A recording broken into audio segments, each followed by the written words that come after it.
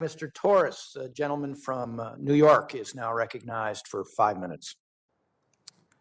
Thank you, Mr. Chair. I just want to, someone brought up fintech as a possible solution to the crisis of the unbanked. It's worth noting that 50% or nearly 50% of households living in poverty in New York City have no access to the internet. So if you're at the wrong end of the digital divide, fintech is of no value to you, brings you no closer into the mainstream of the financial system.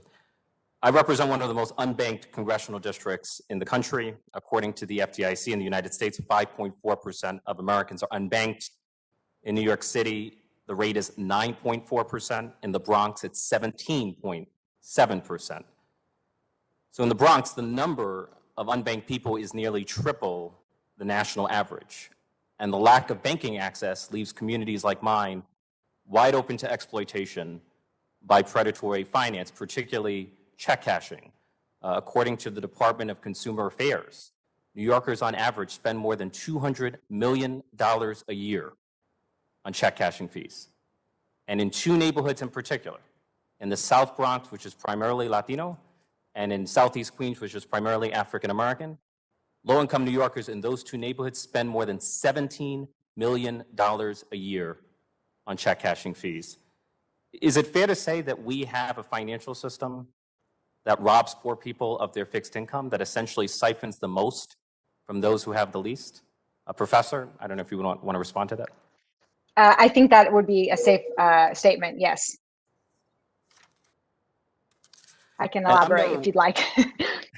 Sure, no, I can go on. I'm no expert on banking, but it seems to me the business model is straightforward. Banks collect deposits and then lend out those deposits. And banks have an incentive to collect larger deposits in order to make larger loans, in order to earn larger profits.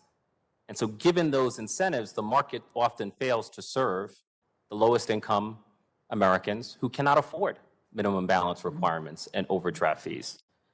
And whenever there's a market failure, it is not unusual for the government to intervene with a public option, right? There are public providers of healthcare, there are public providers of housing, there are public providers of higher education.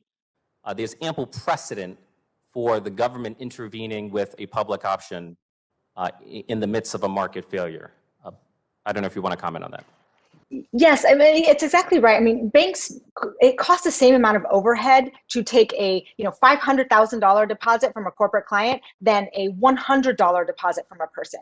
And so the cost benefit, the economics of banking doesn't support those kind of small accounts. And the reason we had a robust community banking sector back, it wasn't Dodd-Frank that killed it, it was way before that, was that we purposefully regulated banks such that they couldn't branch, they couldn't get larger. Every community had to have a bank branch, and that was how banks could afford to take these smaller deposits, because they didn't have that heightened competition that we see now. In today's market, it's really difficult for small banks to lend or to give deposit accounts to low-income people, especially in LMI communities where there aren't the profits. So it's not that the banks are greedy or bad or especially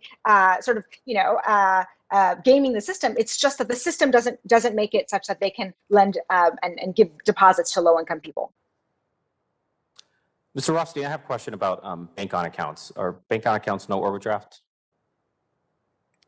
Thank you for the question, Representative. Yes, all bank on accounts have no overdraft fees and no insufficient fund charges on them. So there are about 10,000 banks and credit unions in the United States. How many of them offer bank on accounts?